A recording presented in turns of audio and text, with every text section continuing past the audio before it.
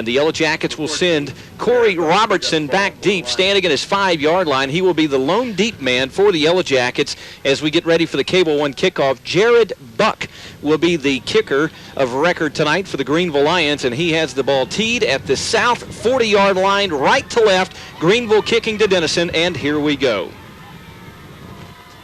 Buck awaiting the signal from the officiating crew. He gets it, and homecoming 2002 is underway. This is a long line drive kick back into the end zone. Robertson will take it out from 3 yards deep, looking for the wedge up the middle across the 15-yard line, and he disappears in the pile at the 17. Monte, tell us about IAP. Well, IAP is the Institute of Athletic Performance.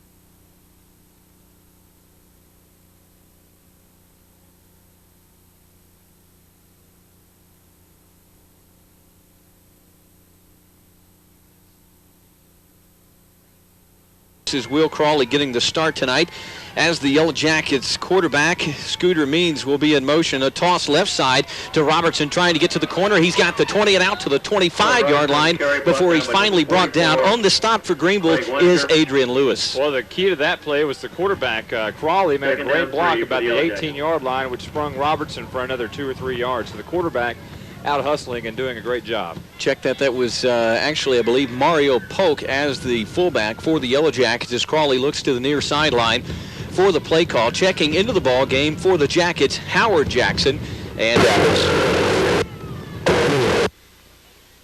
he will come into the ball game and be a wide receiver to the left side. Left to right on your radio dial, it will be 2nd and 3 after Robertson's 7-yard gain. This is a play action. Crawley throwing. He's going to dump it out in the flats. It is incomplete. Trent Mahina turning around the ball, just simply never had a chance to get there. Well, it was thrown a little bit behind the receiver. I believe you said it was Mahina, and the ball just really never had a chance. It was thrown right at his feet and a little bit behind him. So Crawley's got to, of course, you know, you're obviously dealing with the wet ball tonight too.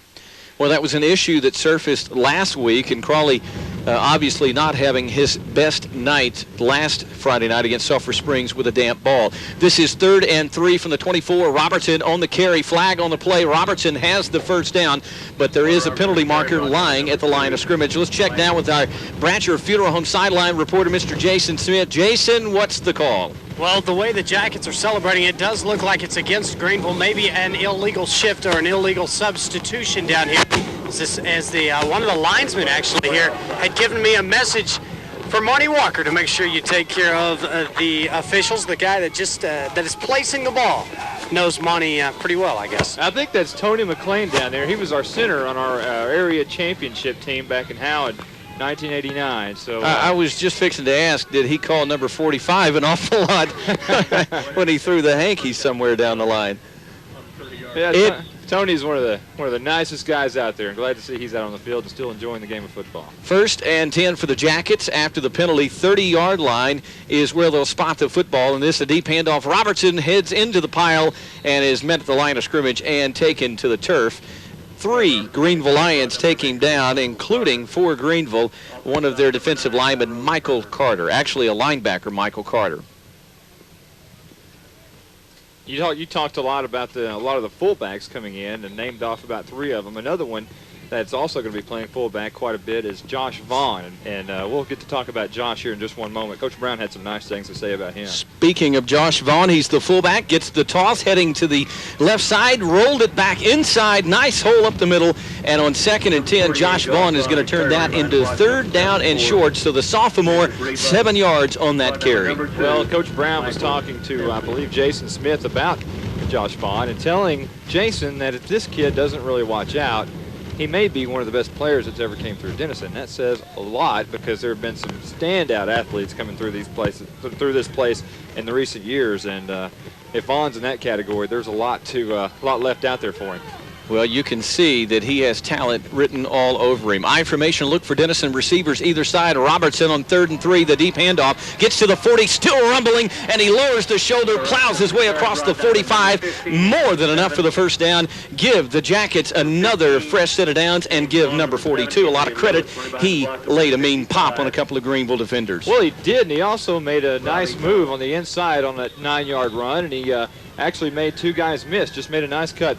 Robertson has great peripheral vision. He must see the field really well because he makes some of the most outstanding cuts that you can see. Left corner, Gerald Fletcher, one of the young men who took that collision. It will be 1st and 10 from the 45. Nice drive by the Jackets. Robertson gets the call, comes near side, and lowers the shoulder again and across the 50-yard line into Greenville Lion territory. And Monte, this is the kind of ball game it's going to be tonight, as Seth Clark made the stop on the near sideline.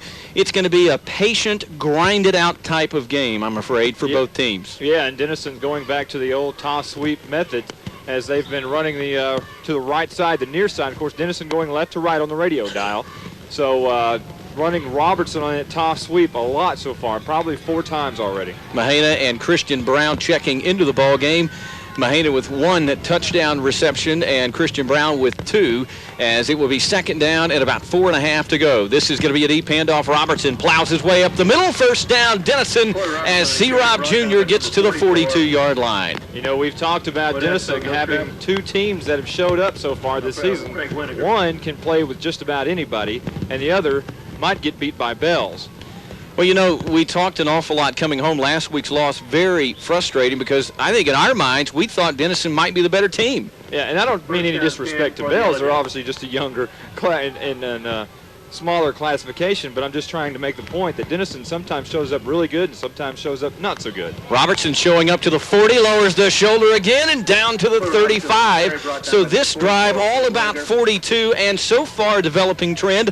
The Jacket offensive line doing tonight what they were unable to do last week, and that's establish themselves on the line of scrimmage. Let's remember last week at this time, the Yellow Jackets were showing a great drive. They had moved the ball much like they're doing right now, only to be stopped by the fumble. So let's make sure the Jackets hold on to the football here to secure it. Already 7 carries, 41 yards for Corey Robertson on the night, as Vaughn goes in motion from the fullback spot. This is Robertson, toss left side, trying to sprint around the corner, and he does so. Going to be drugged down from behind, but not before he gets yet another 1st down. Denison marching smartly down the field from the 16-yard line. They are all the way down to the Greenville 29-yard line on this sloppy night. And by the way, folks, all of you Bells Panthers fans, that is Monte Walker in care of KMKT, Denison, Texas. Well, like I said, no disrespect to Bells. They're just a lower classification.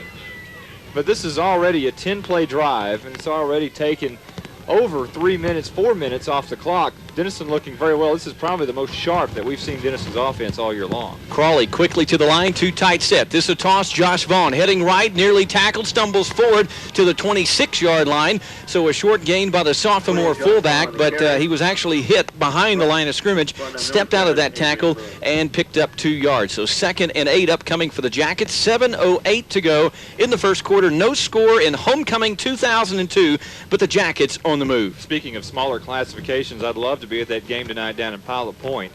Salina, Pilot Point, one of the longest rivalries in the state of Texas and one of the best small school rivalries. I'd love to see that with G.A. Moore down there. 2 tight set, Vaughn and Robertson. Vaughn in motion out of the fullback spot. This is Robertson, faked it left, comes back right, big hole at the 20, down inside the 20 to the 17-yard line. And I got to ask, was that a flash bulb or was that lightning that we saw flashing? Well, there's not any lightning. It's supposed to be in the area. It had to be a flash bulb. Of course, this is homecoming. Lots of cameras are out, even though the girls are not out here. Well, it was a gain almost to the yard line necessary for the 1st down. I think he's going to be just short. Timeout is going to be charged to the Greenville Lions. To the Greenville Lions. Denison on the move in Lion territory. We're back in a moment with more Denison High School football.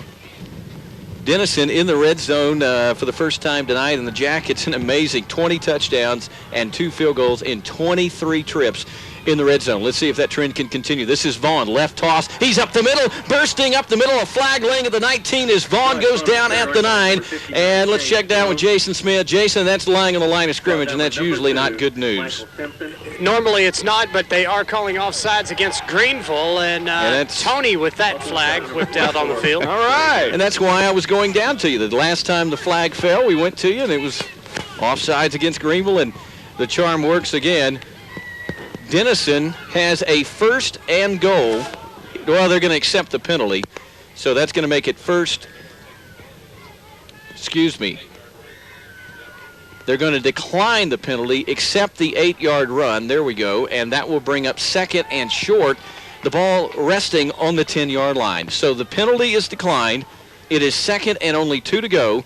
And the Yellow Jackets need to get almost to the 8-yard line for a first down. How about this way to start out the game with a 13-play drive so far? Offset I formation, tight look and a flanker to the right. This is going to be an inside handoff to Howard Jackson, and the Lions had that snuffed out, and Jackson goes down for a loss. So 2nd and 2 is now 3rd down and 4. Yeah, that was kind of a reverse cross trap type of play up the middle. Had everybody going to the right side, brought Howard Jackson across from the near side over to the far side, and gave them the inside handoff, and Greenville was right there to stop it, so it'll be a little bit of a loss, and now brings up 3rd and 11. 3rd and 3. 3rd and 3, actually. From the 11, and what do? Do you run it up the middle to keep your field goal kicker right in the middle of the field? We'll find out. Offset I, receiver to the left, Vaughn in motion, 3rd and 3 for Denison. A deep toss to Robertson, heading right, trying to find a block, cutting it inside to the 5. He's to the goal line, stick it in the end zone, put it on the scoreboard. 5:25 to go in the first quarter, and Denison has owned quarter number 1, literally starting at the 16 and capping it with an 11-yard Corey Robertson touchdown. And on that drive, give Corey Robertson 10 carries for an amazing 66 or 67 yards and the touchdown. It was a nice job by Robertson getting right up the middle. It's a wonderful play. He had lots of room up through the middle, so the linemen are doing a great job of blasting that hole open, and he just did it the rest of the way. Farley, 19 out of 20 in PATs. McGuirk calls for the ball. Somebody might have jumped. No flag. The kick is on the way, and let's see. Is it good? No indication yet. No indication, and there is a penalty lying on the field, so apparently it is going against the Lions. Denison celebrating. Let's see if the field goal is indeed called good, or the PAT rather. And now, finally, Tony gives the signal, put it on the board, 7-0. Denison leads, 5:25 to go in the first quarter. We're back after this timeout. That is very impressive. The Denison Yellow Jackets off and rolling tonight. That was a 15-play, 83-yard drive. Took the first 6 minutes and 35 seconds off of our clock here in the first quarter. And Denison now with a 7-0 lead as Corey Robertson goes over from the 11-yard line. He goes over from the 11 back deep for Greenville. The deep man will be Robert Castillo. He is the main man that makes the Lions go as Nathan Farley prepares for the Cable One kickoff. He will put the foot into this one. It is a squib kick, and it will be taken or fallen on by an up man at the 31-yard line. And so Marvin Sedbury's Greenville Lions start 1st and 10 from there. Let's give you the IAP Denison starting defensive lineup. It's been a while since we've called for the starting lineup. Across the front, Malcolm Allen, Vincent Rhodes, Brent Lemons, and Anthony Hines. And the backers tonight, Brandon Hubert, Chris Hackworth, Raymond Smith, and Nathan Farley. Marcus Davis will be the left corner, Roddy Powell the right corner, Brent Hubert back deep, and a split between Jeremy Grimes and Corey Robertson as the deep men for Denison, and Robertson gets the call on the initial series for the Greenville Lions. It is the quarterback, Jeff Robinson, leading the Lions with a backfield of Tristan Jackson and Robert Castillo. This is a handoff. Castillo, feet taken out from under him behind the line of scrimmage. He fell forward for maybe a yard before going down. So a short gain, and give Thomas Hayes a lot of credit on that one. He did the submarining, and the Jackets finished off Castillo. Well, another guy that's in there that we haven't seen a whole lot is Nathan Farley, and I believe Jason Smith had a chance to talk to Nathan Farley. Jason, tell us what Coach Brown said about Mr. Farley. Well, we'll do that in one moment after they get through with this play. Rain beginning to pelt down once again as Robinson leads the I formation Lions to the line of scrimmage. Castillo, the toss, heading left, lost the football, and then got back on it as his feet flew out from under him. And actually, I think I was fooled. That was just a big pile of mud that went flying up that looked like the football in that melee, and that's how sloppy the footing conditions are. Jason, tell us about Nathan Farley. Well, Coach said that he's one of those kids that if you had 11 of those, you would never have any problems. He's a great kid off the field, but he plays with such great technique, and he's one of those kids that is so coachable, it makes him really fun to work with. Third down for the Lions, 3rd and 8, and remember, 3rd and long was the Achilles heel for Denison's defense last week. Robinson back to pass, lots of time, lofts it up for a man. He was open by a step, but the ball is incomplete as Robinson couldn't hit his receiver on the far sideline as Ronnie Powell was giving chase. He was a step behind Sir Rod Anderson, who is the main go-to guy receiving for the Lions. Talking about Nathan Farley a moment ago. Farley also is a class of 2004. We found this out. I got this out of the program when I went to the Howell Bells game. He is pretty much does everything in his school. He's on the A honor roll, top 5% of his class, 2001 UIL district spelling, everything. Also a member of the Boy Scouts. Jason Buck punting. Corey Robertson will get it at the 28. He'll come near sideline, has some daylight. 40, 45, down the sideline, 50, 45, 40, looking for a block to the 30, to the 25, and tackled there. Corey Robertson was a man away from his second touchdown of the night, and one man saved the day for the Greenville Lions. Didn't catch his number, but Corey Robertson is the star of this game so far. Robertson getting off to a great start. Maybe we need mud in every game for Robertson. 47 yards on the return for Robertson. He came in with an incredible nine kickoff returns, or four punt returns, 98 yards, which is a 25-point average. His longest was 58, so he almost got close to that one, too. Yep, that's the second longest punt return of the year. And again, Denison has gone 43 games now without scoring a special teams touchdown, and they nearly broke the streak there. This is Crawley. He'll toss Robertson. Robertson heading right up the middle, spinning his way inside the 15, down to the 12-yard line, running with authority that we did not see last week. And that carry is going to put him at nearly 80 yards with 3:44 to go in the first quarter. Well, Corey Robertson running like he has something to prove this week because, like you said, authority is something that he is running with. When he gets to the hole, he's just pushing through, and it takes about 3 or 4 guys to bring him down. Denison in the red zone again, 24 trips, 21 touchdowns, 2 field goals. If they keep that streak going or that trend going, then Denison will own an impressive first quarter lead. Split backs, a man split to the right, and this is a toss. Josh Vaughn heading right, looking for daylight, and he stumbles at the 11-yard line. He's upset because he had a seam down the right sideline. It'll be a short gain to the 10 of 3 yards for the sophomore fullback. Sets up 2nd and 7. Denison can get a first and goal at the 3. 3:05 to go in the quarter. First quarter, that is, a 7-0 Jacket lead. Another one of those where Vaughn, trying to get around the outside, slipped a little bit on the wet surface, and he was a little bit upset with himself as he was trying to vie his way into the end zone, but his feet just went out from underneath him. Power eye, too tight set on 2nd and 7 from the 10-yard line. This is Robertson heading left, and his feet shot out from under him as he tried to cut it back inside. The linebacker, or defensive end rather, had fought off his block, and Robertson read it, tried to cut it in, and just couldn't regain the wheels. I think that may be the only time Robertson has ran a play tonight and not gained 3 or 4 yards at least. Well, again, Denison certainly, no question, they're in Nathan Farley's field goal range on a normal evening, although, of course, this is hardly a normal evening. But on 3rd and long a little while ago, Denison put it in from 11 yards out for a touchdown. This is 3rd and 7 from the 10 with the Jackets nursing a 7-0 first quarter lead. Robert Jackson checking into the football game. Raymond Smith checking out. Play clock running down. Everybody to the line. Too tight. Power eye set. This is going to be a handoff to Jackson. He's bursting up the middle toward the goal line. Did he get in? Yes! Stick it in the end zone. Put it on the scoreboard. 1:51 to go in the first quarter of play, and Denison has a 13-0 lead over a stunned Greenville Lions squad. How about that? Denison, your Yellow Jackets came to play tonight.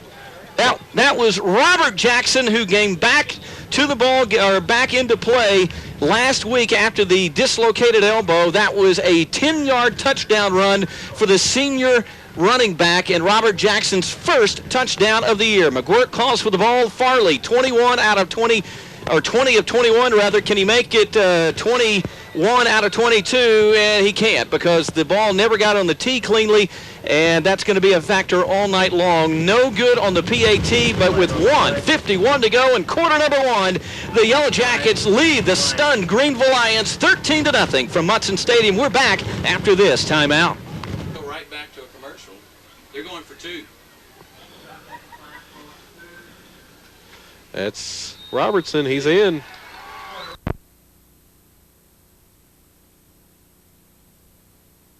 That was 4 plays, 25 yards, took 2 minutes and 1 second off the clock. Like I said, the big play was the Robertson punt return to set him up.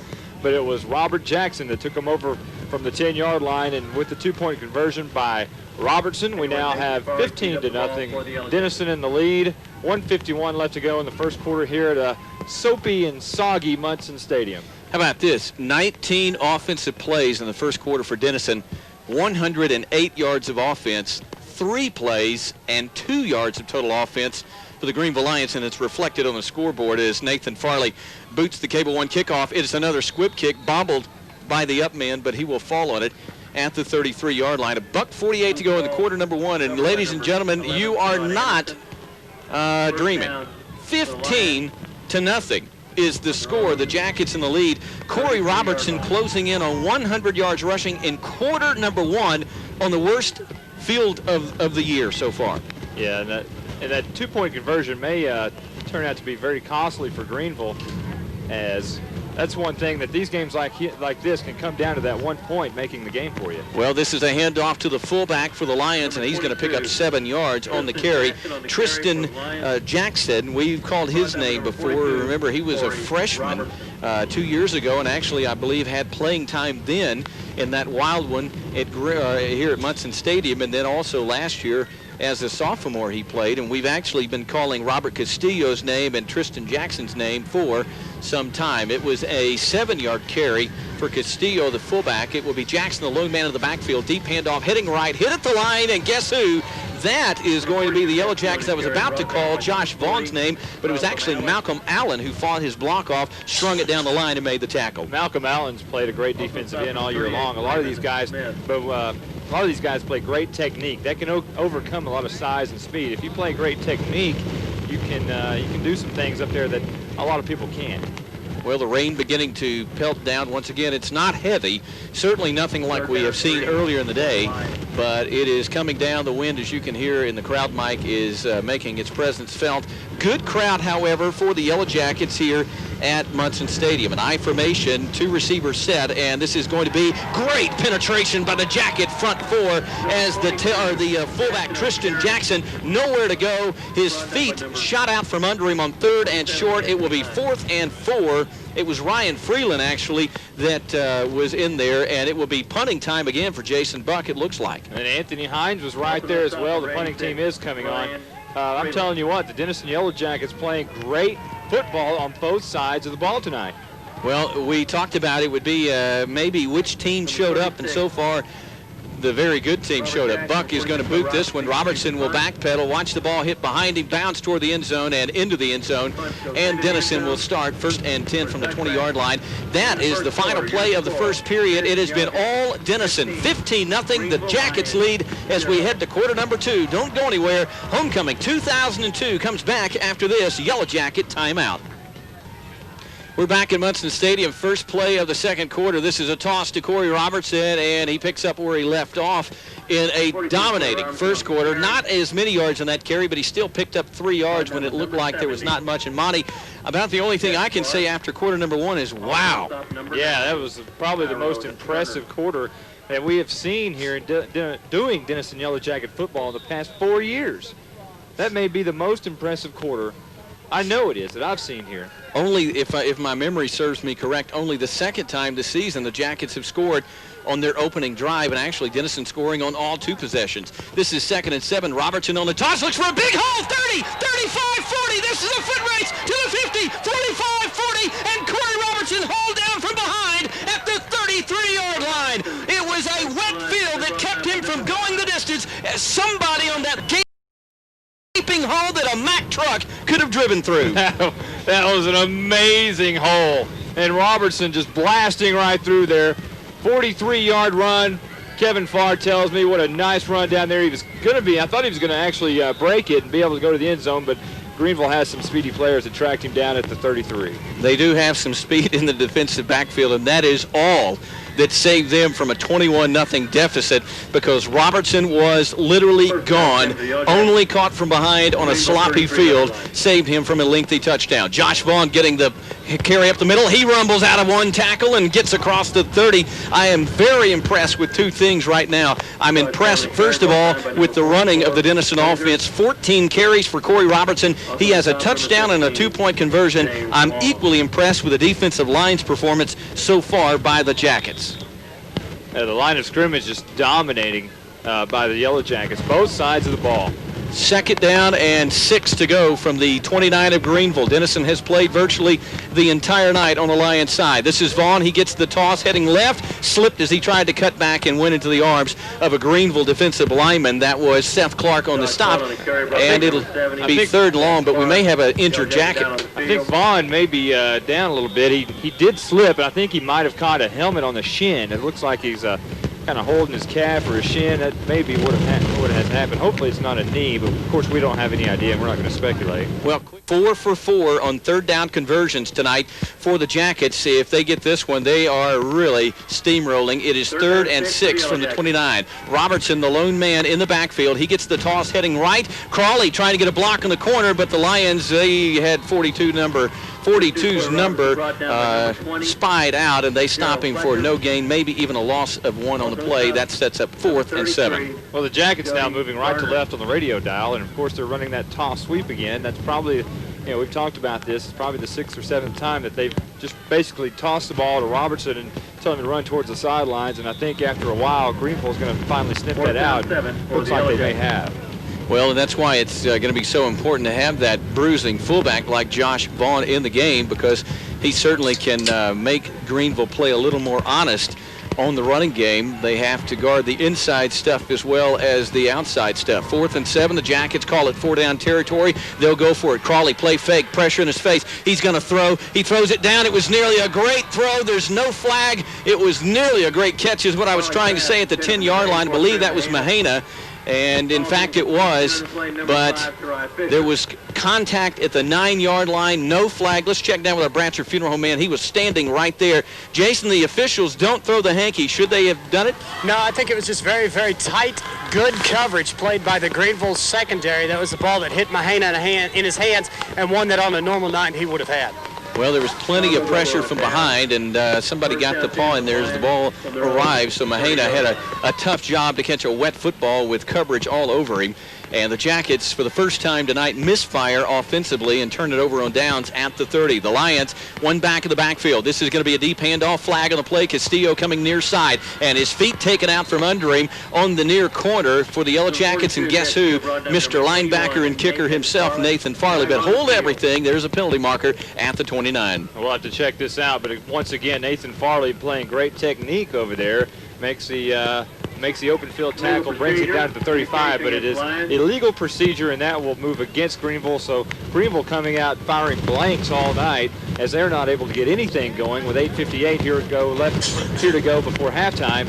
Denison, however, turning on all cylinders, offensively and defensively, and behind Corey Robertson in the running game, have put 15 points on the board and lead this ball game 15-0 here at a soaked field at Munson Stadium. Illegal procedure, the indication against the Greenville Lions. So last week, all the hankies going against Denison, it seemed like, for a while. Denison tonight has not been penalized, and the Greenville Lions, I believe that is penalty number 4, and they have all been costly. And try this one for size, 8:50 to go in the half. 158 total yardage for Denison, 8 for the Lions. It will be 1st and 15. This is Robinson. Play action, hands it off to Castillo, and he is going to get out near the original line of scrimmage, crosses the 30 to the 31-yard line, and coming up off the bottom of the pile, Chris Hackworth and company. Anthony Hines also there in support. Good to see Hackworth and company there to make the stop. Hackworth and, of course, Raymond Smith, the two linebackers, had so much trouble last week stopping that inside running game, doing a great job so far tonight against Greenville. And Hackworth, as Coach Brown told us after the game last week, actually was ill most of the game. And so it's good to see him back to 100%. This is going to be a handoff to the Greenville Lion fullback on the trap play, and he got caught from behind, and the Yellow Jackets had that snuffed out. Tristan Jackson had a brief opening, but a Yellow Jacket reached the big paw in there and strung him down. 3rd and 8 upcoming for the Lions. Now let's talk. Jason Smith had a chance to talk to Coach Brown about that trap. What did he say about that, Jason? Maybe he didn't get to talk to him. Well, yeah, I did. You know, just a couple words. He said we couldn't stop the trap last week at all, and this week they made some defensive adjustments, playing a ghost defensive end to combat that tonight. Well, it will be 3rd down and long, 3rd and 8 from the 32. I formation. Robinson, the quarterback, back to throw. He'll loft one up, and it is going to be short and picked off by the Jackets. That's Ronnie Powell. He's in a foot race down the sidelines, and he will be tackled inside the 25-yard line. Denison gets turnover number 1, and they are in business once again deep in Lion territory. When it's all going wrong, it's going wrong, but when it's all going right, it's going right. And tonight, it's all going the way of the Jackets so far. It certainly is, and the Jackets are set up in great field position now at the 21-yard line as Ronnie Powell picks it up and takes it all the way back there. And I thought he had to swim for the last 2 or 3 yards there as he went on the out-of-bounds stripe on their far side. But you can bet it'll be Corey Robertson's show right now and trying to add to this lead. Maybe we might have a 22-0 ball game here in a few minutes. Scooter Means will be the fullback. This is a too-tight, straight I formation set as Means goes in motion after the 22-yard interception return. Robertson gets the call, and he will rumble down inside the 15-yard line, running like a thoroughbred, and gets down to the 14-yard line. Denison hitting on all cylinders tonight in sloppy playing conditions, but the Yellow Jackets taking no notice. 15-0, the Jacket lead, 2nd and 6 after a 4-yard pickup. Robertson, 15 carries, 130 yards rushing in the first half. Wow. Unbelievable. Unbelievable what this team is doing tonight. One man will split wide to the right. That will be Roger Grant, I believe, for the Jackets, and this is the handoff. Scooter Means, and he will plow his way for maybe a tough yard inside. And the Jackets missing Josh Vaughn, who went out with some type of a knee or ankle injury, and we'll try to get an update on him momentarily, but that will set up 3rd down and short for Denison. Yeah, we talked to Robert Jackson earlier in the show, and you probably heard this if you were listening to the Senior Spotlight. We said 10 years from now, what is going to be the story of this team? What's going to be the story of the 2002 team? He said it's a story of the team that never gave up. And they certainly have come out believing tonight that they are very much in the thick of things. Robert Jackson checks into the ball game. 3rd and 4 from the 14. Denison misfiring only once tonight on 3rd down. And that's a bobbled snap. There's a scramble for the ball, and I believe the Lions have come away with the football. No indication yet. But Crawley never, and there's the indication, and in fact, Denison returns the favor and gives the Lions, no, wait a minute, he was signaling his hand forward, but apparently he meant 4th down, that's right. He was not indicating a change of possession. Apparently, Scooter Means got back on the ball because Will Crawley didn't. Well, that was a break for the Jackets. I thought we were going to see the first turnover of the night. What that was is a bad exchange from the center to the quarterback as the ball may be a little bit wet. I'm sure it is. It's raining like cats and dogs out there, so they're going to try the field goal now with Farley. He's 2 out of 4, long as 26. This a 32-yarder. McGuirk, low snap, got it down. This kick is on the way. Did it get through the uprights? Yes, it did. 5:13 to go in the first half of play, and Denison converts the Greenville turnover into points, and the Jackets lead 18-0. We're back in a moment with more Denison High School football. Well, this was very quick. 4 plays and 6 yards. That's what it was after the interception by Ronnie Powell. Took it down to the 21-yard line, and they only, of course, only said they went 6 more yards, and Nathan Farley kicked the 32-yard field goal. Brings our score 18-0. Denison on top here at home. 5:10 left to go in the first half. Cable 1 kickoff, another squib kick taken by the up man, and he'll get out to the 35-yard line. Let's pause 10 seconds for station identification. You're listening to the Next Media Radio Network. 11, Scooter Means. Also on the stop, number 49, Jeremy Grimes. First down 10. We're back at Munson Stadium. 5 minutes, 4 seconds to go in the first half. 18-0 Denison leads.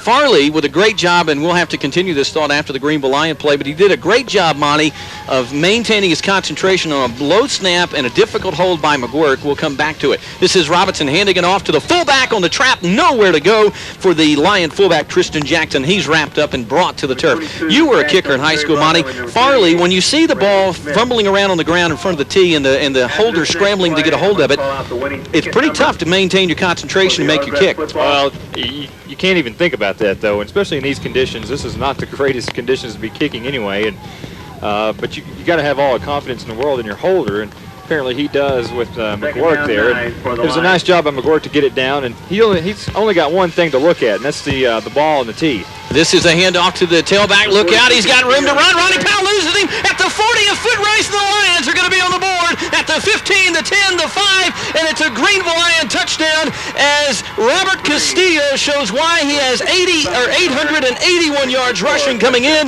Give him a outstanding 64-yard touchdown run, and Denison lost him at the line of scrimmage. Powell had a chance to get him 10 yards deep into the defensive secondary, and he couldn't make the tackle, and Castillo put the speed on and records touchdown number 8 of the year as a Greenville Lion. So this game's certainly not over with by a long shot, but Denison is on top, and this will be Buck on for the PAT. The hold is down, the kick is up, and it is good. So just like that, ladies and gentlemen, 4:17 to go in the half. Suddenly, the Greenville Lions come awake as Castillo takes it in from 61. 18-7, Denison leads. We're back after this timeout. Here, the same amount of rain, but it's all drained off, and Denison and Greenville are in a scoring fest. The Cable One kickoff. This is going to be a bobbled up-man attempt by one of the Jacket up-men, but Denison will fall on the football at the 23-yard line, and they will get their 5th possession of the night offensively. On the play for the Yellow Jackets, falling on the football was Justin Briscoe, and he saved the day for Denison. An American Bank of Texas Drive recap. We don't like this one. No, this goes the other way to Greenville. It was a two-play, 65-yard drive by Greenville and a 64-yard touchdown scamper by Robert Castillo. Brings our score now 18-7. Denison still on top. 4:13 left to go before Gray's Credit Jewelers halftime show at Munson Stadium. And this will be Will Crawley handing it off to Robertson. He's trying to break around the corner and had a lot of room to run if he could have broken the corner man. But the corner man broke free of his block. That's Tyrell Fisher, and strung it down the line and stopped Robertson after a short gain. It has been all good news tonight for the Jackets. The only bad news is that sophomore fullback Josh Vaughn injured a little while ago, and his return is debatable tonight, we're told. So we will wish Josh the best and keep him in our prayers, and hopefully he'll be back on the field tonight. We'll see. 2nd and 6, the ball at the 27. Play action. Now it's going to be a quarterback keeper. Crawley is going to rumble out near the 30-yard line. That play a little slow in developing, and it will be 3rd down and short. So the Greenville Lion defense beginning to wake up a little bit. The Lion offense has woken up. And really, with the 4-2 Lions, you would expect that sooner or later they'll come to life. Yeah, you said it's going to be 3rd and short. Actually, it's going to be about a 3rd and 4, which will be an interesting call for the Jackets. Will they elect to keep it on the ground here? Maybe Crawley might get his first crack at it to really complete a pass. 3:08 to go in the half. This is going to be a two-tight set. A man will split wide to the right for the Jackets. Means and Robertson in the backfield on 3rd and 4. Toss to Robertson. Heads to the near sideline, then tried to duck it back inside. Had nowhere to run, and he will be denied. No gain on the play, and for the first time tonight, Jerry Jones on to punt the football away for the Jackets. And with 2:47 to go in the half, that's a pretty good indication of how things are going for the Jackets. It's their first punt of the night. Well, so far on the what the Jackets have done tonight, they took a 15-play drive to open the game and scored on an 11-yard run by Robertson. Then they came right back with a 10-yard run by Robert Jackson after a 25-yard drive, and then they turned the ball over on downs, came back with a Farley field goal to post it 18-0. And, of course, Greenville scored a moment ago. Now our score 18-7. And Denison on top, 2:06 left to go here in the first half. Tristan Jackson and Sherrod Anderson will be deep for the Lions, and it is Jerry Jones bobbling the snap, and now he's going to have to run for it. Can he get the first down yardage that's necessary? He does, and more, out to the 35-yard line, and give Denison a first down at the 38. The ball was low. Jones picked it up, thought about trying to punt it as white and red was coming in his face, and he said, nope, I'm going to take off and run, and Denison retains possession. Well, like you said a moment ago, Lynn, when things are going right, things are going right. The ball happened to bounce out, and this is not a great snap, but hey, the Jackets will take that all day long. And the thing about it is that all of the pressure for Greenville came up on the left side of the line and left the right side open, and that's where Jones found his daylight and got the first down. So a new set of downs for the Jackets at the 40-yard line. This is going to be Robertson getting the toss. He's cutting it up the middle, gets out to the 45, maybe the 46-yard line. So a nice carry of 5 or 6 yards, and Corey Robertson closing in on 140 yards in the first half. That's amazing. Yeah, it is amazing. But by watching at him, the way he runs with so much authority, he just gains 5 yards at a pop every time. Second down, 4 to go. The ball at the Lion, or the Yellow Jacket, 46-yard line. If Robertson gets another tote in the first quarter, and he does, this is carry number 20, and he's trying to break a tackle, got maybe a yard and a half. He could not break out of the shoestring effort, and Tyrell Fisher met him again, so they've become acquainted with one another here in the first half. We have 54 seconds to go in the first half, and it's 18-7, Denison in the lead over the Greenville Lions, and this is a stunned Lion squad. Greenville opened district play last week by throttling Paris 30-8 on the road, and they went to 1-0 in district play, and I think everybody thought they'd come in here tonight and it would be all Greenville, but so far it's been all Denison. 3rd and 3 yards to go from the Jacket 47 as the rain pelts down. This is going to be a handoff. Robertson, and his feet shot out from under him, but he got the first down. It's going to depend on the spot. Let's check that with a Bratcher Funeral Home man. It's one of those left foot, right foot spots. Which one is it going to be? Well, it looks like it's a left foot spot from our buddy Tony here on the sidelines, and from my vantage, it looks like the Jackets are just a little short. Well, it's going to be the final play of the half because Bob Brown says let's just let the clock expire. And so we have gone to triple zeros in the first half. 18-7, the Yellow Jackets own the lead. It has been a half of domination, start to finish, by the Yellow Jackets. Back deep will be Castillo for the Lions, and we'll see. I don't think he'll get an opportunity to return the kick. We'll see as we get ready for the Cable One kickoff. 18-7, the Jackets leading. A surprise developing here at Munson Stadium. A lot of folks thought it would be an easy Greenville win. Not so far. And we'll see if the Jackets can keep it going in half number 2. Farley boots it on the Cable One kickoff, and a front man is going to knock it down at the 47-yard line. And there you see some great coaching, I believe, by Marvin Sedbury as Tony Kubak. I think he probably told him that ball's coming right through the front line. Knock it down if you get an opportunity. I don't know if it's, I think there may be a little bit of luck involved there because the ball was kicked very hard. I think it just hit him. I don't think he had time to get out of the way, but he did have the sense to actually fall on the football. So Greenville actually setting up with pretty good field position here at the 47-yard line in their own end of the field. Great field position, actually their best starting position of the night. I formation. This is going to be a handoff. Castillo, the fullback, he's in jail behind the line of scrimmage, and he is tackled for a yard loss. Denison by committee on that one. Anthony Hines over there making the stop along with Corey Robertson. Both of them really coming up and showing a lot of intensity and a lot of enthusiasm here in the second half. It was actually Tristan Jackson on the carry, the fullback, and they'll mark it no gain. So 2nd and 10 coming up the ball at the 47. Jeff Robinson, the Lion quarterback, will lead them to the line. 2 receivers, one either side.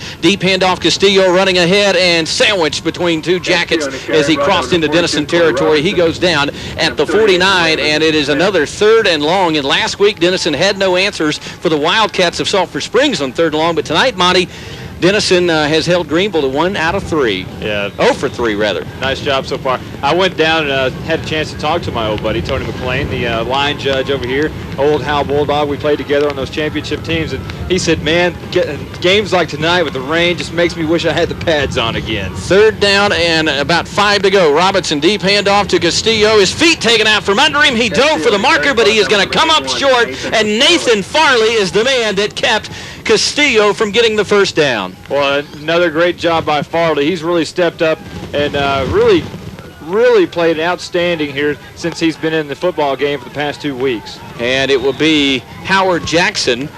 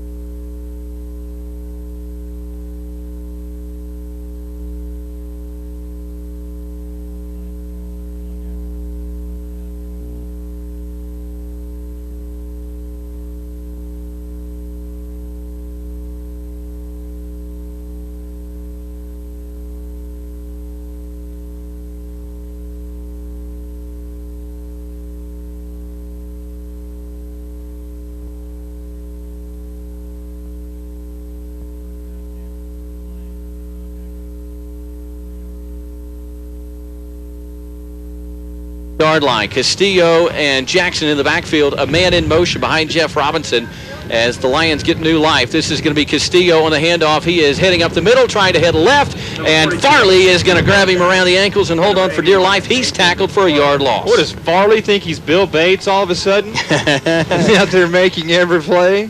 Yes, indeed. He has looked really outstanding in the last 2 weeks. And remember, last week was his first action, really, of any consequence as a linebacker, and he has, I think, penciled himself in as a permanent starter now. Well, it's going to be hard to take him off the field. It really is. I know the Hubert boys play great defense out there, but when you got a guy playing technique like that, it's going to be hard to get him off. 2nd and 11, and the Lions flip-flopping at the line. Denison showing a big front. Castillo breaks the line, but then Jackson breaks the line and picked up about 3 or 4 yards as Denison drug him down from behind. I believe that might have been Malcolm Allen on the stop. It's tough to see tonight.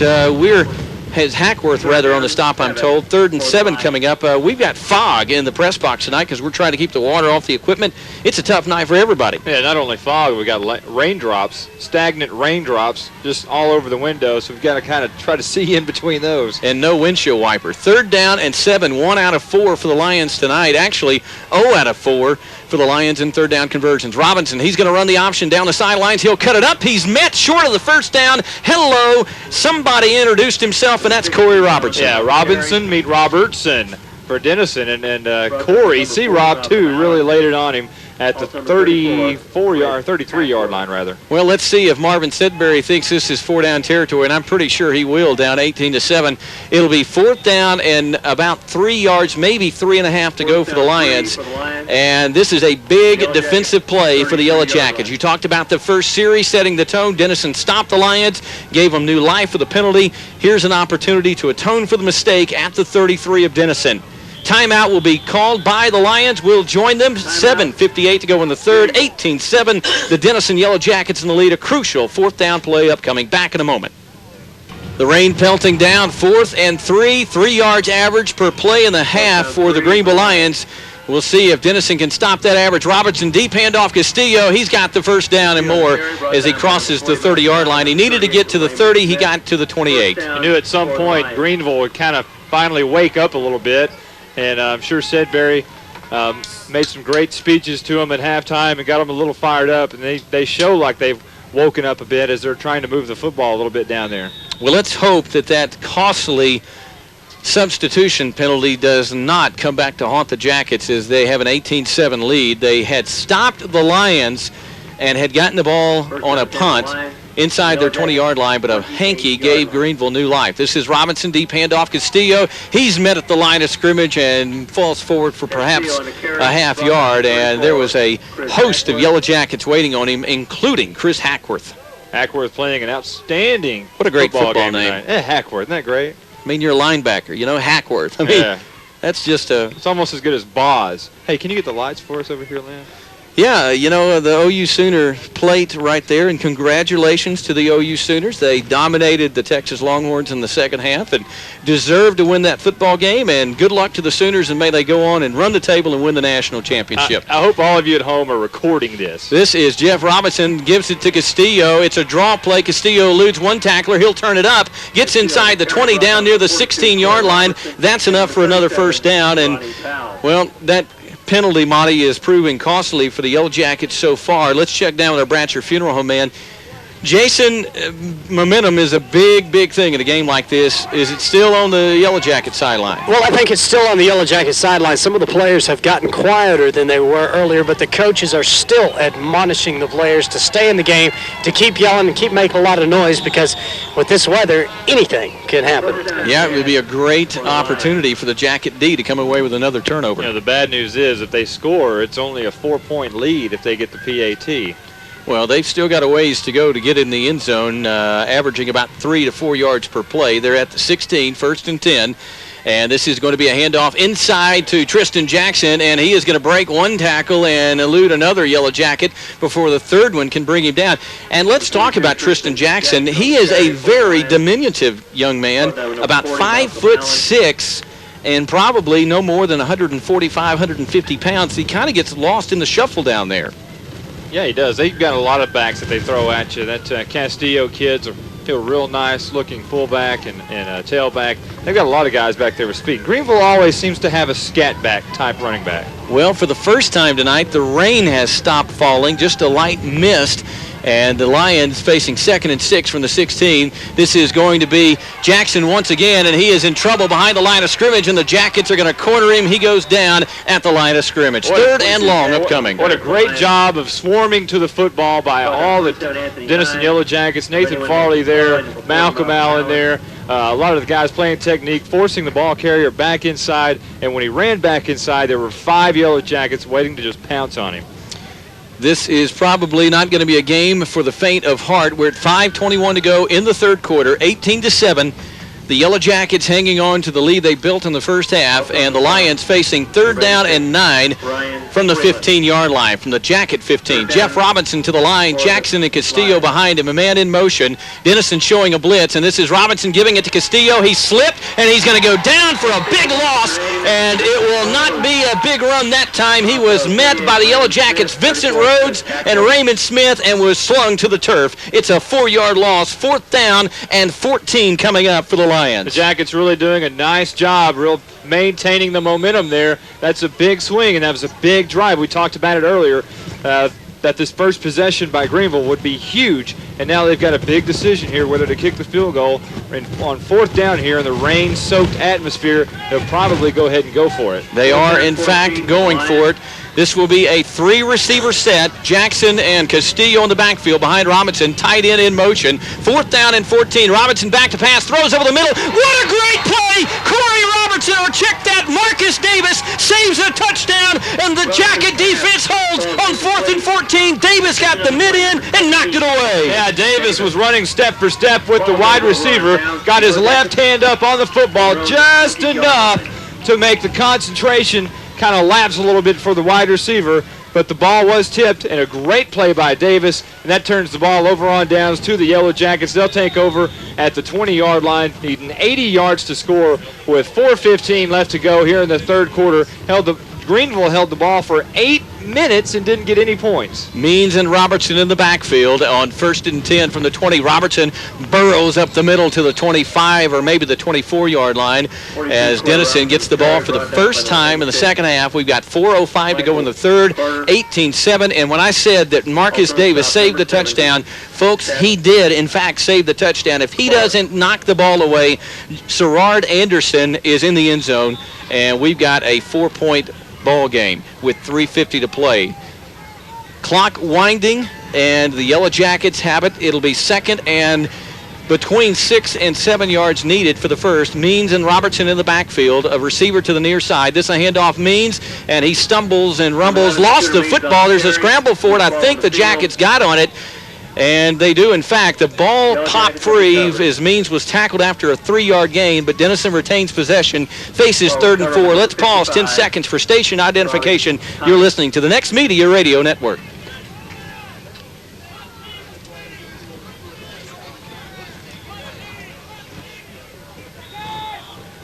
We're back, a crucial 3rd and 4 from the 26 for the Yellow Jackets. 3:03 and counting in the third. 18-7, the Jackets in the lead. It's homecoming 2002. 3-receiver set, Crawley. This is a deep handoff, Robertson. He broke a tackle at the line, tries to find some running room, and he can't. And the Lions, there is a penalty on the play, however, we'll check that. But the Lions had that sniffed out. They thought, 3rd and short, who are they going to? You know, and I have no idea how he broke the first 2 tackles. He was hit immediately and somehow got rid of the first 2 tacklers there, kind of shucked them off to the side, and it's going to be a Wait a minute here. This is a huge call. Denison gets a favor going their way after the Jackets gave the Lions new life. Greenville offsides, and that should be a first down for the Yellow Jackets. Yeah, it's going to be a first down. They're going to move the chains up to looks like about the 32-yard line, so Denison with new life here on their first possession in the second half. Our Bratcher Funeral Home man, Jason Smith, Big Mo with 2:48 to go. Is it camping on Denison's side? Well, I wouldn't say that Mo is permanently set up shop on either side. It's still a lot of ball game left to go here, but Denison certainly not absent of any Mo presence over here on the sidelines. A receiver split out, Means in motion from his fullback spot. This is Robertson getting the toss, cutting it up the middle. He had brief daylight before it shut down. He'll pick up 2 or 3 tough yards inside. So 2:21 to go in the third. 18-7, the Jackets lead. Lynn Burkhead, Monte Walker, and the crew on 93.1. Thank you for spending homecoming 2002 with all of us. Well, the rain is kind of let up now, so things are looking better here at Munson Stadium anyway. But as far as the field condition, everything's looking great on the scoreboard and on the field for the Jackets. You know, the field has held up for the most part pretty well. It's getting a little chewed up in the center on the south end where most of the action has been tonight. This is going to be Means on the toss. He's coming to the near sidelines. He's going to stumble his way forward, still breaking tackles. They should give him forward progress, and they do out to the 36-yard line. And that will set up 3rd down and about 4 or 5 yards to go for the Yellow Jackets. Let's check with the Wizard real quick. Monte, I'm not sure that there's been a pass completed tonight. You know, and I'm trying to think this would be a great time to see Mr. Completions himself, Anthony Hines. Maybe this would be a great time for the old halfback pass. We'll see. It is a big 3rd down, a $1:16 to go in the third quarter. 3rd and 6, Jackets with an 18-7 lead, trying to keep it going, and this is going to be play action. Crawley's going to keep it himself. Flag on the play. He's going to be stopped just short of the marker as he got out to the 40-yard line, but I think it's coming back against the Yellow Jackets. Let's check with Jason. Jason, you see what the hanky went flying for? Flag on the area that flag was thrown does look like a false start penalty against the Jackets. We'll have to wait and see what the official call on that is. Well, the official just made it, and Tony needs to he needs to get it going the other direction. That was holding against the Jackets. Oh, thank goodness Tony wasn't the one that threw the flag there. And I hate to disagree with Jason. That oftentimes is a false start, but when the official throws it with a lot of velocity into the middle of the pile, I've always thought that's holding. And that time, in fact, it was, because I've seen a whole lot of Dallas Cowboy games. And Phil Pozderac back in the 80s had, what was it, Tony Dorsett had like 3 touchdown runs called back against the Giants. Mm-hmm. Yeah, speaking of the Cowboys, Emmitt Smith closing in on one of football's great, hey, not just football, sports greatest all-time records. He's 175 yards shy of being the NFL's all-time leading rusher. This is 3rd and long. It is a 3-receiver set, but they're in tight for the Jackets. Robertson in the backfield, 3rd and 14, and this is play action. Crawley, and the ball is free, and there's a fumble on the play as Crawley was hit before he could unload the football, and Greenville has recovered. So lightning strikes. 75 for the Lions. Let's check his number. Brent Smith came in, and Crawley never saw him and coughed the football up as the Yellow Jackets rolled the dice and tried the play-action pass. Yeah, we were trying to wonder there what Coach Bob Brown would do, thinking, him obviously not second-guessing Coach Bob Brown. He's been very successful in his career, wondering if they would be conservative there and, tried to punt the football away and play the field position, but elected to go with the pass. This is Robinson. He hands it off Castillo, and he plows ahead down inside the 15 to the 14-yard line. Well, I think what Bob Brown was sending a clear indication to the other sideline is we didn't come to not lose. We came to win this game. And, hey, you might say, hey, I'd have run the ball, but Bob Brown says, hey, we got to win this game to keep our playoff hopes alive, and let's try to catch them off guard. Well, and that's the attitude of a champion as well. That's how champions think. They don't play to not lose. They play to win. 2nd and 8 from the 15, as they said, Castillo's knee hit there, so it'll be 2nd and 8, and that is, I believe, going to be the final play of the quarter, and it is. We have run through 3, and Denison still leads the Lions in a surprise from Mutson Stadium, 18-7. We call it jacket quarter. It's this simple, folks. If it is, Denison is right back in the hunt for a playoff spot in District 11-4A. We'll find out what the next 12 minutes bring after this timeout. Buckle the seatbelt and hang on. Here we go, Monty Walker and Yellow Jacket fans. 12 minutes to go in this game. 18-7, Denison leading. 2nd and 8, Greenville after the Denison turnover at the 15. This is Robinson, play action, wants to throw, pressure in his face, throws it out, and it is incomplete. Are they going to call it? Nope, they're going to make the right call it incomplete. The tight end, it snuck out, but it one-hopped into him, and it's incomplete. Michael Carter pleading his case, but Robinson just one-hopped it in there. This is going to be test time right here for the Jackets. A touchdown by Greenville only has you up by 4 with 11:55 here to go in the fourth quarter. The Lions are 0 for 6 in third down conversions tonight. That is a marked improvement by the Jacket defense from last week. And here's a big one. 3rd and 8, 18-7, Jackets lead. We're in the fourth quarter, and this is 3rd and 8 from the Denison 15. Robinson, a toss to Castillo, heading right. He's got some room to run. Look out. He cuts it inside the 10, lowers the shoulder, gets down to the 5, and he's got a first down and goal for the Lions at the 5-yard line. Well, nice running there by Castillo. Really lowered his shoulders and took a couple of Jackets on over on the far side. Again, having problems seeing who that is, but that far cornerback over there is Ronnie Powell. We do know that. He may have been the one to over there finally stop the play. It will be 1st and goal from the 5-yard line. It is crunch time for both of these teams. Greenville has dreams of a district championship. Denison has dreams of the same and a return trip to the playoffs, and it could be riding on the line for both teams. The outcome of this one could help decide their fates. And Robinson calls for a timeout. Saw a defense he didn't like. We're going to join him back in a moment with more Yellow Jacket football. Robinson sends a man in motion. He's got Jackson and Castillo behind him. Castillo on the carry, and he's going to be strung down and tackled for a loss.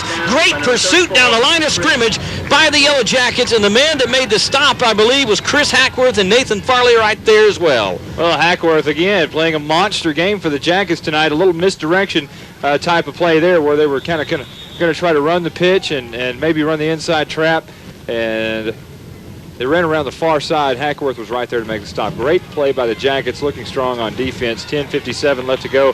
Fourth quarter, 18-7, Jackets on top, but Greenville trying to push it in. 2nd and goal from the 5 after Hackworth's stop of Castillo. Robinson is going to hand it off to the fullback. Jackson is going to rumble to the 3-yard line. It'll be 3rd and goal from the 3-yard line, and guess who made the stop? Mr. Hackworth once again. I love that name for a football player. If there's a defensive MVP in tonight's ball game, I think it's got to be Chris Hackworth because he's in on just about every play. 2-down territory for the Lions. If Denison can hold on 2 snaps, what a huge turn of events that would be. This will be an I formation behind Robinson. 3rd and goal from the 3. 18-7, Denison lead. 10:15 to go in the 4th. A man in motion behind Robinson. He'll call for the ball, hands it off. Jackson, and he is stuffed at the line of scrimmage. Denison says the ball pop free, and it did! Denison comes away with a 1st and goal stop with a turnover on 3rd and 3, and the Jacket defense answers the call. That, my friends, is the play of the day. Oh, baby, what a job by the linebackers. Raymond Smith forced it. Chris Hackworth jumped on it, and the Denison linebackers working side by side and giving this football team a chance to win and shock the world here in District 13 4A. Jason Smith, I think you were leading the cheerleading down there. What a turn of events for the Jacket D. It was an incredible play. Raymond Smith, a player that the Jacket D's been able to play on as far as a emotional type player all season, leading the charge there. Got to be careful here. It is 1st and 10 from the 3. Denison power eye, too tight set. Robertson out of the end zone, and he rumbles out near the 5-yard line, so picks up a little breathing room. You got to hold on to the football, and one thing that they want to do right now, Monte, you don't necessarily have to score points right now, but you do want to hold on to the football for a few minutes. You know what would look really nice right now is the same type of drive they had to start this football game, which was 15 plays and 83 yards, which pretty much took off the entire quarter almost. It took 6 minutes and 35 seconds off of the first clock. So. Well, we talked about that championship mentality, and they need a championship drive here. Robertson gets the toss, trying to elude tacklers, and holds on to the ball, gets back near the 5-yard line. So it'll be a gain of perhaps 1 on the play. 9:21 and counting in the 4th quarter. The Jackets facing 3rd and long. How's this, folks? Give us this update, Monte. What a surprise brewing from Hopkins County. Hey, we've got a score over there in Sulphur Springs. Sulphur Springs hasn't scored, and you probably would figure that Sherman might shut them out. Here's the shocker. Sherman hasn't scored either, and this is the 4th quarter. And they've had 14 fumbles, only lost 5 of them. This is 3rd and 7 from the 6, and it is going to be an inside handoff to the Yellow Jacket fullback, Robert Jackson. He's not going to get the first, but he'll get out to the 8-yard line and give Jerry Jones a little breathing room to punt the football away. And the Lions are going to get good field position again. As I mentioned, Monte, what we understand is Sherman has suffered 14 fumbles tonight in the game. They have only lost 5 of those fumbles, but we just understand lightning stopping play down there in the 4th quarter, Sherman and Sulphur Springs. Now, we've got a little break in the weather, but Denison having to punt. 4th and 5 from the 8. 8:18 to go in the game. 18-7 Jackets lead, and Jones called upon to punt. No pressure, gets away a short, wobbly kick, but it's going to take a Yellow Jacket roll at the 35, and Jackson is going to be strung down at the 35. No gain on the punt, and Jones did about all he could do right there. Yeah, and a nice coverage to protect down there. Robbie Thomas, one of the guys down there to make the play. Sean Geiger also there, so the Jackets doing a great job on punt cover. 8:05 to go in the game, and Jones again, about all you can ask for your punter to do as he's standing at the back of his end zone on a short snap is just get the ball out of there cleanly. And we're talking about nasty weather conditions. It was not a lengthy punt, but at least Greenville has to work for anything they get here. Robinson will lead the Lions to the line of scrimmage. Jackson and Castillo behind him. Receivers either side. Play action fake. Robinson all kinds of time. Launches the bomb downfield, but it's short. Robinson's intercepted at the 8-yard line, up to the 10, and down at the 16-yard line. Corey Robertson has been the star of the game offensively, and he just turned in another huge play defensively for the Yellow Jackets as Robinson is picked off for the 2nd time tonight. Oh, man, what a job, what a game this is turning out to be. We thought obviously Greenville might be the better team coming into this football game, not knowing because record-wise they've been tough. They're ranked 10th in the state. And here the Denison Yellow Jackets, we talked about it, they have 2 teams. One can play with anybody, and one kind of shows up lackadaisical. They didn't show up lackadaisical tonight.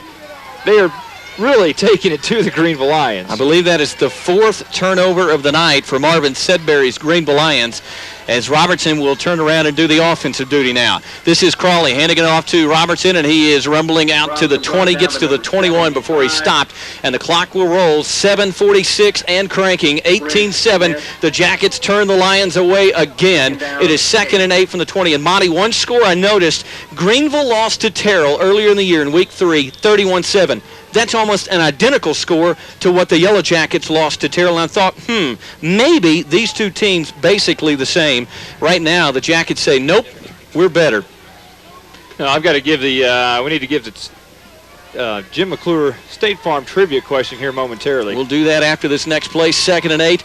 Means and Robertson in the backfield, and this is going to be Robertson coming near side, a big hole, 30, 35, a foot race, 40, 45, 50, Robertson to the 40, 35, down the sidelines and out of bounds at the 27-yard line. Oh, what a splash at the end of that run, and it was electrifying here at Munson Stadium as Corey Robertson goes all the way down to the 30, to the 27-yard line, and we've got to tell you what, that's one of the most exciting runs you'll see. 53. Oh, yeah. 53 yards. Wow. Puts him over 200 for the night. He might set all kinds of school records. I'm telling you what. we've got another trivia question that deals with the school record. We got kind of involved. We might have to wait another play in order to give this. Well, we've called him a lot of things. C-Rob Jr., C-Rob the second. But Corey Robertson establishing himself as a dominant player tonight on both sides of the ball. More than 200 yards rushing and an interception. This is going to be Anthony Hines getting the toss, heading left, weaving his way downfield, and it's going to be all the way down to the 19-yard line on 1st and 10. Anthony Hines says, let me get in the act. 9 yards rushing, and he has got a long way to go to catch up with Corey Robertson's 27 carries, 209 yards. Amazing, amazing numbers against the Greenville Lions. What do you think, Monte? A touchdown here, would that seal it? Yeah, I think it almost would. Let me try to quickly give the Jim McClure State Farm trivia question. This one, we know we have, well, they're coming to the line. We may never get this in.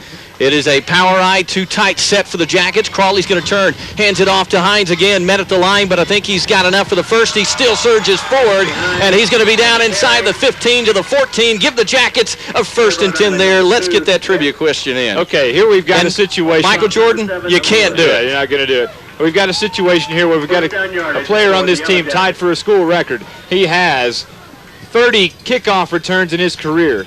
He is tied with someone. We want to know who that person is. The all-time kick return leader. That means many times. That means the amount of times that they've returned a kick.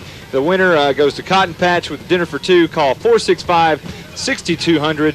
And you could be the winner. I formation for the Jackets. The moon appeared briefly and then went back behind the clouds. Anthony Hines on the toss, weaving his way downfield, still going. He is down near the 10-yard line. Nice second and third effort by the junior backup tailback, and he'll be all the way down to the 10-yard line. So after 9 yards on his first carry, he'll pick up 5 more right there, and Chris Robertson will trot back on the field and say, Corey Robertson. Well, he's running like Chris tonight. That's the way Chris used to do, 200 and some odd yards. Hey, the Jackets are back in the red zone, and they've been deadly again tonight. They've been deadly all season. We'll get the update. I think this is their 5th trip into the red zone, and they have 2 touchdowns and a field goal so far. 5 trips in the red zone. Fourth trip, 2 TDs, and a field goal. This is a toss. Robertson heading right, lowering his shoulder. He squirts inside the 5-yard line. It's close to a first down. If it is 1st and goal, and that Greenville sideline absolutely stunned. 5:07 to go in the game, and Denison may have salted it away. We talked about a championship drive down from the 3-yard line, and they may have done it. Or actually, they didn't do it from the 3. It was from the 23. Well, drives like this, games like this, attitudes like this take championship attitudes. 1st and goal from the 4-yard line. 5 minutes and counting in the ball game. It is an 18-7 Yellow Jacket lead, and 1st and goal from the 4. Power eye, 2 tight set means will be the fullback. Robertson gets the carry, plows toward the goal line. He's a yard shy. It'll be 2nd and goal from the 1-yard line. Well, I'm anxiously getting ready for this call here of stick it in the end zone, put it on the scoreboard, because you can almost feel it. You can almost get the feeling that they're going to do it.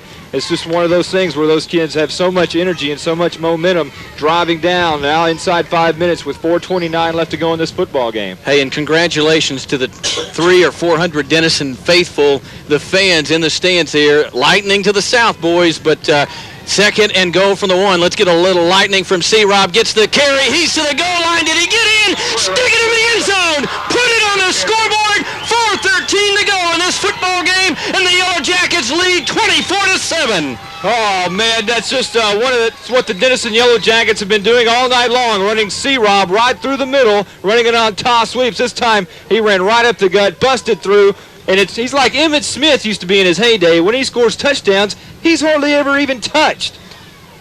That may not end it, but it sure helps. 20-7, Paris leading McKinney North in the 4th. A suspension of play in Sulphur Springs. No score in the 4th between Sherman and the Wildcats. McGorrick, the snap is down, and Farley has banged it through the uprights. There was contact on Farley after the kick. No flag. The PAT is good. And ladies and gentlemen, the upset dream continues. 25-7, 4:13 to go. The Jackets lead the Greenville Lions. We're back after this timeout.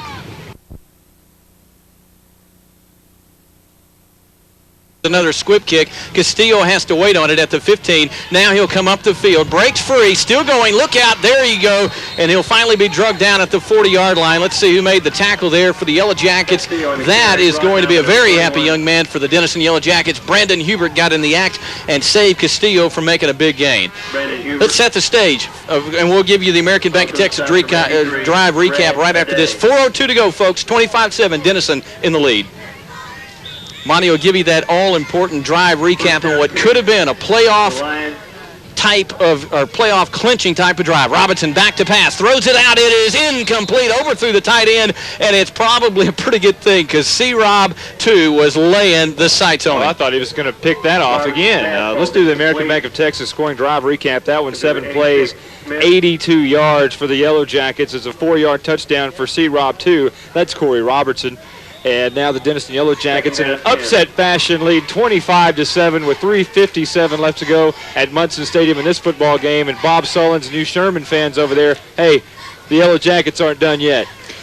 The only bad thing about that incompletion was it stopped the clock, and this will be a man in motion. I formation, it'll be a Castillo on the handoff. He burst up the middle to the 35 or 45-yard line. He was tripped, and Robertson is the man that saved a touchdown.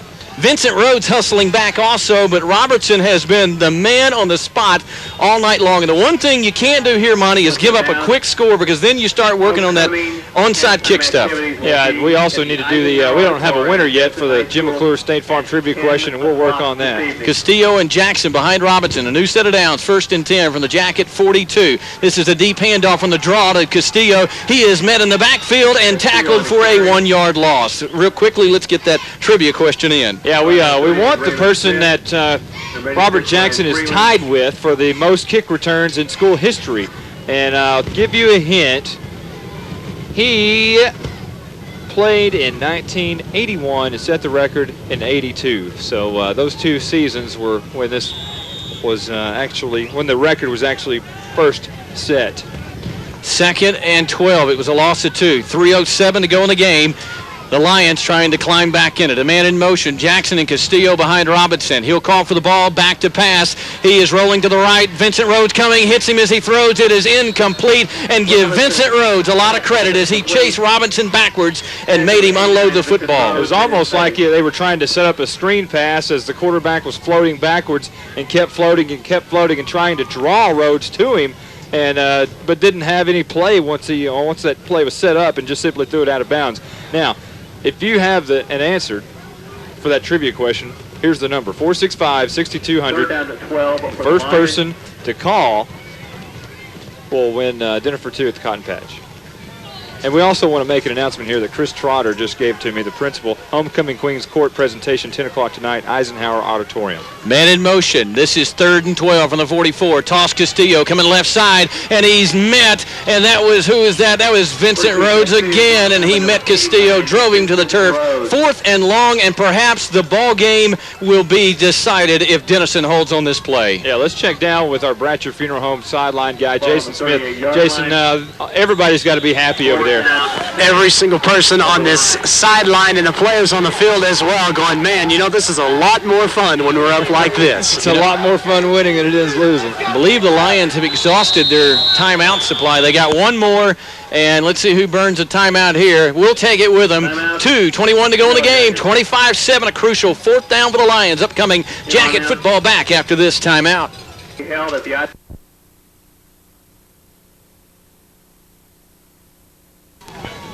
4th and 6, Robinson back to pass, a quick hot throw inside, incomplete, and Denison holds with 2:16 to go, 25-7, the Jackets lead, and that might have iced it. And let's go down to the Bratcher Funeral Home man, Jason.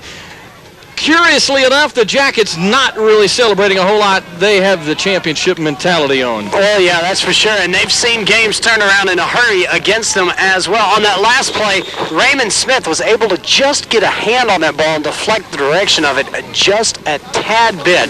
But the Jackets really fired up right here, although keeping their composure on the field. Real quick for all you Leslie DeHorny fans, he is not the kick returner, all-time kick returner, so I got to give you a hint. And the young man's first name is Michael. Power eye, 2 tight set. Robertson rumbles up for 7 yards as he continues to stack the yardage up.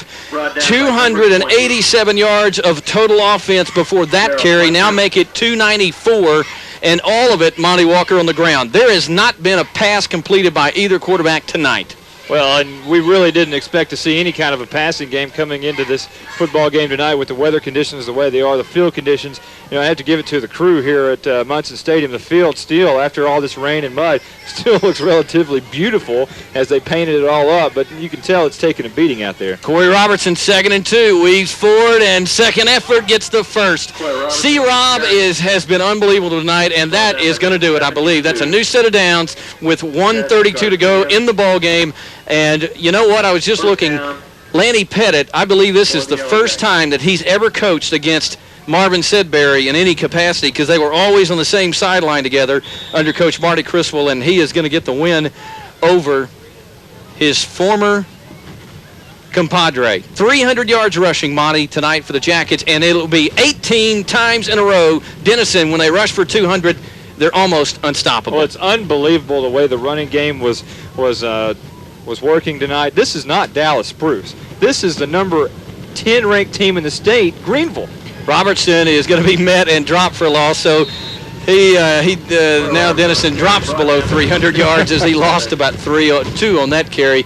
But the clock is inside of a minute, and the reality has set in on the Greenville sidelines. They are not going to come back and win this one. They are going to call apparently a timeout.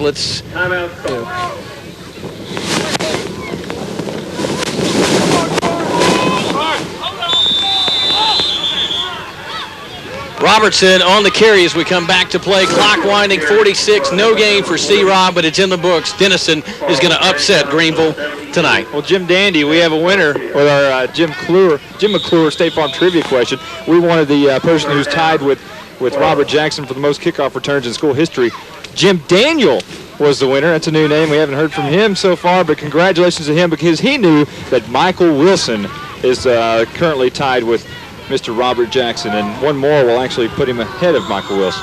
Well, the Jackets are going to set and then jump a little bit. It's going to be no, it's actually going to be delay a game. But 17 seconds to go in the game. 25-7, Denison leads. And Monty, who would have thought the Jackets would come out and dominate the highly revered Greenville Lions? Yeah, we're not talking about some Dallas Spruce. No disrespect to Dallas Spruce, but this is a good football team. This is a great football team. Greenville. And Denison, not only did they just beat them, they beat them up and down the field for 4 quarters. Unbelievable how Denison dominated this football team. Well, it's down to 1 snap. Corey Robertson is playing the home run coverage in the backfield, and Denison will set. They're down to 6 seconds, and they don't even have to snap the football, as we're down to 3 seconds, 2 seconds, 1 second. And ladies and gentlemen, Denison has pulled the upset, 25-7. The Jackets 4-3 overall, but most importantly, 1-1 in 11 4A play.